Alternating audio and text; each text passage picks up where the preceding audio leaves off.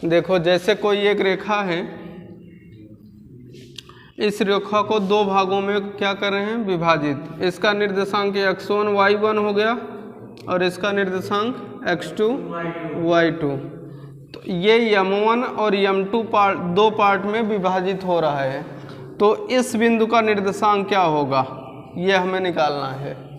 विभाजन सूत्र, इसको क्या कहते हैं, विभाजन सूत्र कहते हैं। विभाजन सूत्र में हमें क्या होता है कि दो बिंदु दिए होते हैं और उसके बीच की दूरी होती है। ये बता देता है कि इसको इस अनुपात में विभाजित किया जा रहा है, m1 अनुपात m2 के अनुपात में। तो जिस बिंदु से विभाजित किया जा रहा है उसका निर्देशांक क्या होगा, जिस बिंदु से विभाजित किया जा रहा है उसका निर्देशांक हमें ये निकालना है, x, y। तो x की वैल्यू जो होगी m1 x2 plus m2 x1 बटे m1 प्लस m2 होगी, और y की वैल्यू जो होगी m1 y2 प्लस m2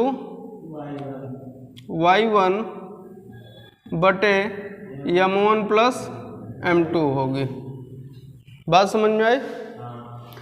ये किस बिंदु पर एक दूसरे, ये अनुपातिक विभाजन है, m1 अनुपात m2 के अनुपात में विभाजित होती हैं।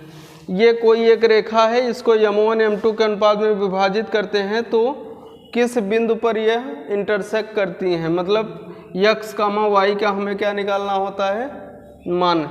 कभी कभी ऐसा होता है कि ये वैल्यू और ये वैल्यू तीनों दे देती है और m1 और m2 का मान निकालना होता है।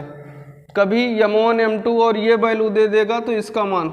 कुल मिलाकर के इतने वेरिएबल हैं, इनमें से किसी एक का मान पूछ सकता। बात समझ में आई? जैसे क्वेश्चन नंबर 5, ठीक। देखो उस बिंदु के निर्देशांक ज्ञात कीजिए। कोई एक रेखा है, ठीक, उस बिंदु के निर्देशांक, कोई एक बिंदु है जिसका हमें निर्देशांक क्या करना है, ज्ञात करना है। जो बिंदु इतने और इतने को मिलाने वाले रेखाखंड, कह रहा है कि हमारा बिंदु A है, बिंदु B है। बिंदु A का मान -1, 7 है, बिंदु B का मान 4, -3 है। देखो उस बिंदु के निर्देशांक ज्ञात कीजिए जो बिंदु -1, 7 और 4, 3 को मिलाने वाले रेखाखंड को, ये और ये दोनों बिंदुओं को मिलाने वाली रेखाखंड ये है। बिंदु A और बिंदु B को मिलाने वाली रेखाखंड AB है। कह रहा है AB पर कोई एक ऐसा बिंदु है जिसका निर्देशांक हमें क्या करना है, ज्ञात करना है। तो जिसको 2:3 के अनुपात में, मतलब ये वाली दूरी 2 है और ये वाली दूरी कितनी है, 3 है। तो अभी हमने बताया ये m1 और m2 के अनुपात में विभाजित होता है। तो इस बिंदु के निर्देशांक हमें निकालना है। तो इस बिंदु का निर्देशांक x है और अगले बिंदु का निर्देशांक y है। तो यहाँ से m1 का मान कितना है, 2, m2 का मान कितना है, 3, ठीक। तो सूत्र क्या होता है, x बराबर m1 x2 plus m2 x1 बटे m1 प्लस m2। y बराबर क्या होता है, m1 y2 plus m2 y1 बटे m1 प्लस m2। अब देखो हमें x1 y1 x2 y2 पता है, m1 भी पता है और m2।